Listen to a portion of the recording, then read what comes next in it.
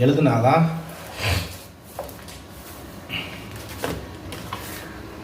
பாடங்கள்லாம் நிலைச்சி நிற்கும்.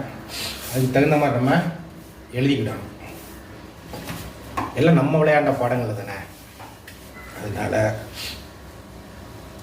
விளையாடுற பாடங்கள்லாம் எழுதுங்க.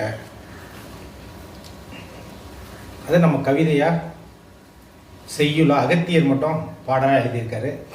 அதே மாதிரி நம்மளும் சிலம்ப பாடல் எழுதணும். ஒரு ஆளும் ஒரு பாடல் எழுதும்போது 1000 பேர் விளையாடுறவங்க 1000 பாட்டு எழுதுனா அதே ஒரு சிலம்ப பாடல் ஆயிரும். ஆனால் யாருமே இப்போ சிலம்ப பாடல் எழுதுறதே கிடையாது.